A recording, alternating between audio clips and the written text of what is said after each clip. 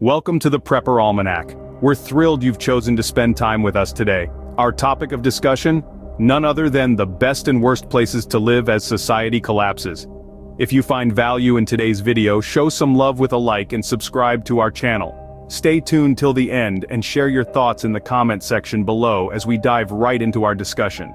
In this scene, let's explore some of the best places to live in the US during a societal collapse. Considering factors such as natural resources, climate, and isolation, there are a few regions that stand out. Firstly, we have the Western Appalachian Mountain Range. This region includes parts of the Carolinas, West Virginia, Eastern Kentucky, and Eastern Tennessee, commonly known as Appalachia. Its rugged terrain, abundant natural resources, and relative isolation make it a prime location for those looking to survive a societal collapse. Next on our list are the Ozarks of northern Arkansas and southern Missouri.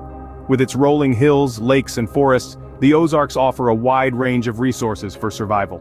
The region also has a relatively low population density, which could be a major advantage in a societal collapse. Last but not least, we have Ark-La-Tex, the intersection of Arkansas, Texas, and Louisiana. This region is known for its rich soil, ideal for farming, and its access to fresh water from the Red River. Its diverse climate and ample hunting opportunities make it another solid option for survival. These areas offer a good balance of natural resources, climate, and isolation, making them ideal for survival in a post-collapse society. But remember, survival isn't just about location, it's also about preparation and resilience. So, stick around as we delve deeper into survival options in our next scene. Moving on from the best places, let's address some areas often identified as potential survival locations. However, these places may ignore the realities of climate change or are only suitable for the hardiest of survivalists. For instance, moving to Alaska will put you in a remote area with abundant natural resources, but the potential for weather extremes in a state already known for harsh winters could affect whether you consider the location safe. The argument can be made that uncomfortable places won't attract as many people, but even people who take a lone wolf approach to survival may find that going it totally alone is not the safest solution either. Additional areas identified in the past with similar weather extremes include New Hampshire, Wyoming, Idaho, and Maine. They offer a similar mix of natural resources and remote areas, but are subject to harsher weather extremes that could become worse as climate change continues to disrupt and alter global weather patterns. So, while these states have their advantages, they also come with their own set of challenges. It's essential to weigh these factors seriously before deciding on a location. Stay tuned as we delve deeper into other survival options in our next scene. Now, on to the next scene. What options do we have in a collapsing society? It boils down to our determination, monetary resources, available materials, and good old common sense. These components will guide us in making the best decisions about how we survive any level of societal collapse. The bug-out bug in dilemma is up next. You may be familiar with the concept. Some people choose to turn their homes into fortresses. They stockpile, learn new survival skills, and acquire the necessary tools and equipment to bug in. On the other side of the spectrum, there are those with a bug-out plan. They have bug-out bags packed and either have several bug-out locations identified or have a dedicated bug-out location established. But big question that remains, regardless of your level of preparedness, is how safe is any location? And on that note, we'll leave you hanging for a bit. Stay tuned for more insights in our upcoming videos. Let's dive deeper into the concept of safer locations. Remember, safety is relative and can change based on factors totally out of our control. A safer location is not a static concept, but something that can evolve and change as events unfold. You might find yourself in a situation where you've bugged out, only to realize that your chosen location has become unsafe. This is why it's crucial to understand what a safer place looks like and what factors can turn any place into a danger zone. We all hope to get it right the first time, but the reality is, we might have to adapt and move on. It's a game of survival, not comfort. Let's be prepared to avoid a constant cycle of bugging out. We'll share more on this in our next video. Stay prepared, stay vigilant. Welcome back, preppers. In this scene, we're going to delve into some of the worst places to live in a sudden societal collapse.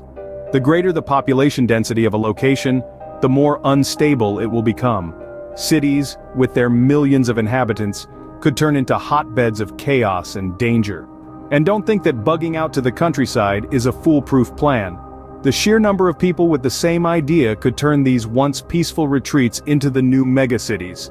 with all the problems that come with them. In such a scenario, your safer location might not be so safe after all. But knowledge is power, and being aware of these potential pitfalls can help you plan better and stay one step ahead of the game. We'd love to know where you're located and how you plan to navigate these challenges. Drop us a comment below and let's keep the conversation going. Stay prepared, stay vigilant, and we'll see you in the next scene. Welcome back, folks. Now that we've explored the best and worst places to be during a societal collapse, it's time to look at your own backyard. The reality is, not everyone can pack up and leave their lives to set up shop in a new location. But don't fret. You can still improve your chances of survival by assessing and adapting your current location. If you're in the suburbs, for instance, start by identifying resources nearby: water sources, food supplies, and potential escape routes. Consider fortifying your home against potential threats. Even a small garden can be a lifesaver when grocery store shelves go empty.